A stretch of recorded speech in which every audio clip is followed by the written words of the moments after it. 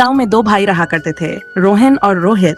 रोहन के कम पढ़े लिखे होने के कारण उसका विवाह एक गरीब लड़की से हुआ और वही रोहित दिखने में बहुत स्मार्ट था, तो वो एक सुंदर और अमीर लड़की से विवाह करता है। घमंड तो रोहित को पहले से ही था, लेकिन विवाह के बाद उसे दौलत का भी घमंड हो गया। दोनों भाइयों का ससुराल आसपास ही था। जब भी मौका मिलता, रोहित रोहन को उसके गरीबी के कारण उसको नीचा दिखाने की कोशिश करता। अरे रोहन, तुझे पता है, अभी कुछ दिन पहले ही मेरे ससुर ने मुझे एक सोने का चैन दिलाया और तुम्हारे खेत के पास वाला जो खेत है वो भी हम खरीद रहे हैं। तुमने तो शादी के बाद कुछ भी नहीं खरीदा होगा, मगर कर भी क्या सकते हैं, तुम्हारे ससुर के तो खाने के ही ठिकाने नहीं है, वो तुम्हें क्या खरीद कर देगा। रोहन को बुरा तो लगता, लेकिन वो मन मसोद कर रह जाता। रोहन का जीवन बहुत तंगहाली में गुजर रहे थे। 2 वक्त की रोटी भी बहुत मुश्किल से जुट पाती थी। कई बार तो वो रोहित से मदद भी मांगता। रोहित भाई, आज मेरे घर पर अन्न का एक दाना भी नहीं है। मैं जमींदार के घर पर पैसे लेने गया था, लेकिन उन्होंने मुझे पैसे देने से मना कर दिया। तो रोहित भाई, आज तुम थोड़ी मदद कर दो। फसल बिकते ही मैं तुम्हारे सारे पैसे लौटा दूंगा। अरे भाई, तू आज पैसे मांगने आया है। अगर तुम कल पैसे मांगने आता तो मैं तुम्हें थोड़े बहुत पैसे दे भी देता।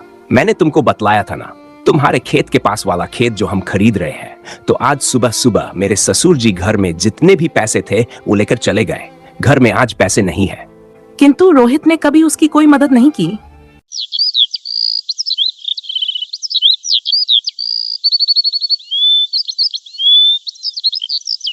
एक दिन रोहित ने सोचा, रोहित ने भी पैसे देने से मना कर दिया। अब मैं क्या करूं? मैं एक काम करता हूं, अपनी बड़ी बहन के घर जाकर उससे कुछ पैसे मांगता हूं। वो मुझे पैसे देने से मना नहीं करेगी।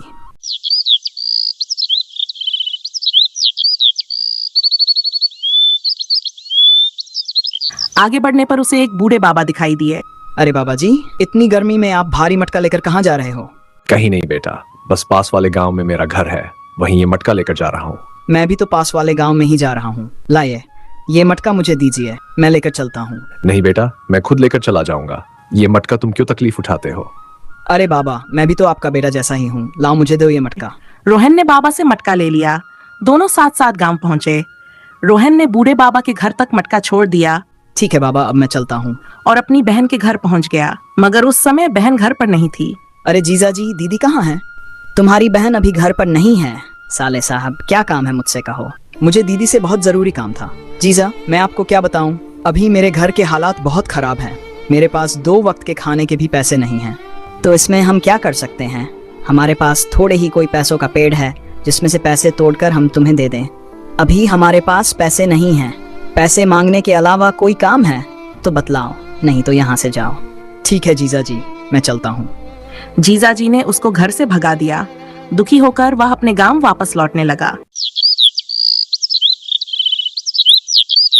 अरे बेटा, इधर आओ।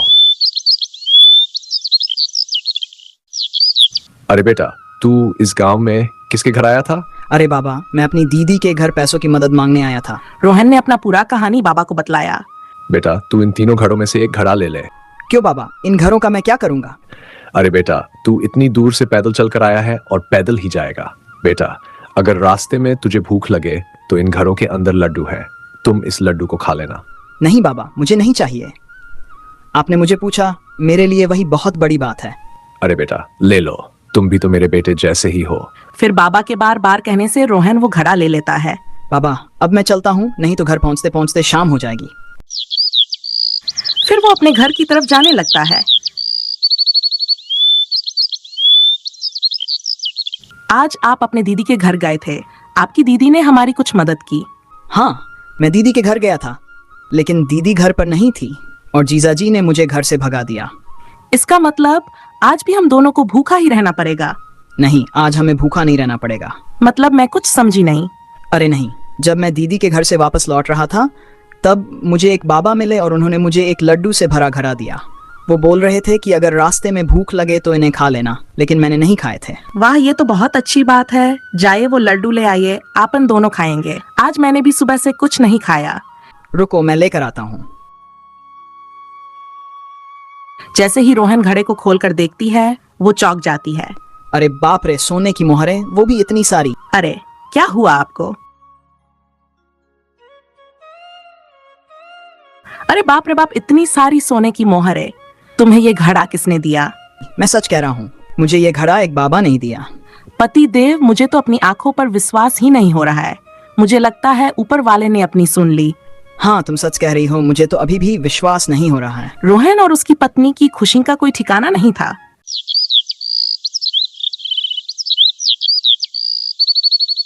फिर वो दोनों गांव में खेती के योग्य एक जमीन खरीद ली।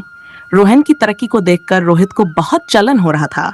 वो अपनी पत्नी से कहता है, अरे भाग्यवान सुनो, तो मेरा भाई इतना पैसे वाला कैसे बन गया? उसके पास इतना धन कहाँ से आया? कुछ दिन पहले तो मेरा भाई भिखारी जैसे अपने घर पर भीख मांगने आया था और अब तो हमसे भी ज्यादा पैसे वाला हो गया है। हाँ, मैं भी यही सोच रही थी। पहले आपका छोटा भाई दूसरों के खेत में दिहाड़ी मजदूरी करता था और एकदम से इतना सारा पैसा उनके पास कहाँ से आ गया? मगर मैंने कुछ दिन पहले आपके भाई को आपकी दीदी के यहाँ जाते हुए देखी थी। क्या कहा? दीदी की घर की ओर? हाँ, मुझे लगता है दीदी के घर से ही इतनी सारी धन दौलत लेकर आई होगी। आप बुरा मत मानिएगा, लेकिन आपकी दीदी कैसे है? वो अपनी सारी धन और दौलत सिर्फ अपने छोटे भाई को ही दे दी। आप भी तो उनके छोटे भाई हैं। बहन के लिए तो दोनों भाई बराबर है, तो फिर दोनों भाइयों को बराबर का हिस्सा देना चाहिए। तुम बिल्कुल ठीक कह रही हो। दीदी के संपत्ति पर जितना उसका अधिकार है उतना ही अधिकार मेरा भी है। हम कल सुबह ही मेरी बहन के घर चलेंगे।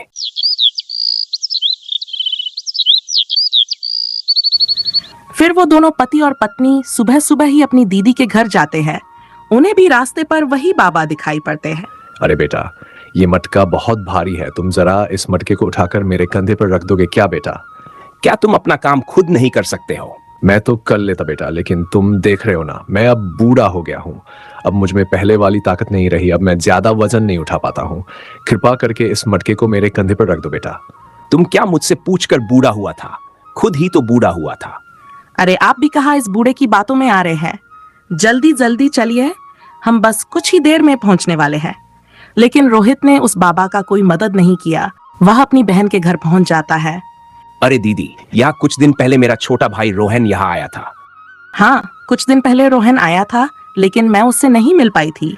जब वो आया था तब मैं बाहर किसी काम से गई हुई थी। उससे केवल तुम्हारे जीजा ही मिले थे। जीजा, आपने उसे कुछ दिया था क्या? नहीं, मैंने तो उसे कुछ भी नहीं दिया। हमारे पास कुछ होगा तभी तो उसे हम देंगे। ओ अच्छा, इसका मतलब आपने उसे कुछ नहीं दिया। ठीक है दीदी, हम अब चलते हैं। अरे अभी तो तुम दोनों इतनी दूर से आए हो, कम से कम खाना तो खाकर जाओ। नहीं, हम यहाँ से निकल रहे थे तो हमने सोचा दीदी से मिलकर ही चलते हैं। ठीक है, हम चलते हैं। अरे दीदी ने तो उससे कुछ भी नहीं दिया, तो फिर उसे इतना सारा धन माया कहाँ से मिला? हाँ, मैं भी तो यही सोच रही थी। इतनी धूप में चलने के बाद मुझे बहुत जोर से प्यास लग रही है। आपको दीदी के घर पर प्यास नहीं लगी हुई थी?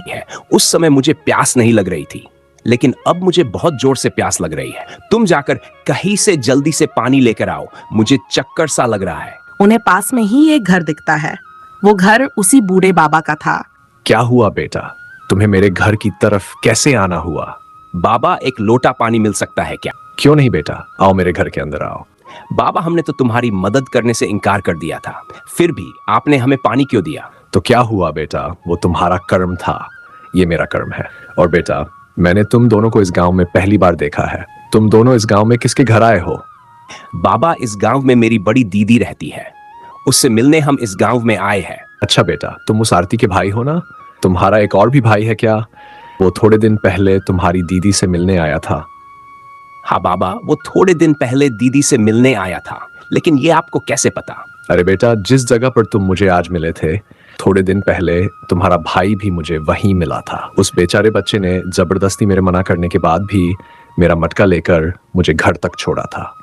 लेकिन बाबा, तुम्हें पता है, जब से मेरा भाई दीदी के घर से होकर आया है, उसके बाद से ही इसके पास बहुत धन दौलत हो गई है। मैं बताता हूँ बेटा, बताता हूँ। इस बच्चे के पास जो धन दौलत आई है वो उसके अच्छे कर्म और अच्छी नीयत के कारण आई है।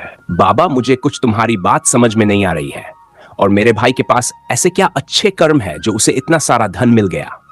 बना कर्म और नियत अच्छी होने से ही धनवान कैसे हो सकते हैं? बाबा, तुम कैसी बातें कर रहे हो? बताता हूँ बेटी, सब बताता हूँ। यहाँ पर जितने भी घड़े रखे हुए हैं वो कोई साधारण घड़े नहीं है। ये घड़े जिस मनुष्य के अच्छे कर्म और अच्छी नीयत होती है उनको उनके गुण के अनुसार इनाम देते जाते हैं। बाबा, ये इंसान के कर्मों का घड़ा कैसा घड़ा है? बाबा, मैं तुम्हारी बात समझ गई। ये कर्मों का घड़ा है। अपना जैसा कर्म होगा इस घड़ा में से अपने कर्मों के अनुसार फल मिलेगा। ठीक कहा बेटा, बिल्कुल ठीक कहा। बाबा, अगर आपको कोई विपत्ति ना हो तो क्या आप हमें एक घड़ा दे सकते हैं? हम भी अपना कर्म आजमा कर देखते हैं। क्यों नहीं बेटा, क्यों नहीं। तुम भी एक घड़ा ले लो, तुम भी अपना कर्म और नियत का फल पाओ। रोहित को भी बाबा ने एक घड़ा दे दिया। फिर वो वहां से चले जाते हैं और फिर जैसे ही रात को घड़ा खोलते हैं, उनके घड़ा में से बहुत सारे कीड़े निकले लगते हैं। बाप रे बाप, अपने घड़ा में से तो कीड़े निकले। तो क्या गलत निकला? हमारे कर्मों के हिसाब से हमें ये बिल्कुल सही मिला है। हम लोग बहुत लालची है। आपका भाई बेचारा इतनी मजबूरी का मारा हमारे पास कुछ चंद पैसे का मदद मांगने आया था, लेकिन हम दोनों ने आपके भाई का मदद नहीं करी। कर्म ऐसे करने के बाद हम अच्छे फल के परिणाम की अपेक्षा कैसे कर सकते हैं? हाँ, तुम बिल्कुल ठीक बोली। मुझे अपने पैसे का बहुत घमंड था। मैंने अपने सगे छोटे भाई का मजबूरी नहीं समझा। मैं जैसे भी करके अपनी अमीरी से उसे हमेशा नीचा दिखाता। रोहित और उसकी पत्नी को अपनी गलती का बहुत पछतावा हो रहा था।